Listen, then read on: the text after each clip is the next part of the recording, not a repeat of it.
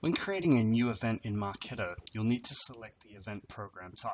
So let's do that. Let's create a new program called test event, and in the program type, we'll select the event. Now you'll notice that the channels have now changed. So the channels by default are webinar, roadshow, and trade show. They're the default event channels in Marketo. Let's go into a bit more detail around those. If we go to the admin section and we go to tags, let's have a look at those channels in particular. So roadshow, for example, this is for a roadshow style event. So you'll see that it has 4 default program statuses. Similarly for webinar, which is a very specific one in Marketo because Marketo has integrations into actual webinar tools. So this one, as you can see, is quite a bit more detailed, and it also has some webinar behavior, which isn't in the other ones because these will actually relate to the integrations with the webinar tools. So that's quite a different one from the rest of the event channels. And the last one is the trade show, which is all around trade show events. Now they're the default event channels in Marketo. What I suggest doing is sticking to those as much as you can. If you do require, you can add new steps to these events. And when it doesn't work, so for example, let's say we wanted to create a new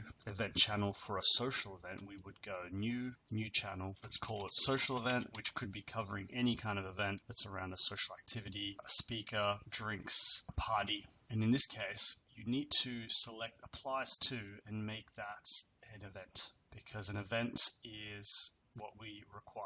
Now, if you were creating a webinar style event, you would select event with webinar. But in this case, social event, we would create an event, and then we would create all the statuses that make sense for a social event. Now, when you're creating a social event, you don't want to create multiple types. You want to make enough statuses that it's generic enough to apply to all social events. Now remember, you don't have to use all the statuses when creating a campaign. So it's okay to put more than you need and then simply use the statuses if it makes sense for that social event in particular, rather than creating multiple channels, like perhaps social event, a party. You don't want to go that specific. You want to keep it generic so you can reuse that, because ultimately a channel is used for reporting purposes and grouping purposes. So if you make too many, we can't, for example, measure the ROI on all our social events.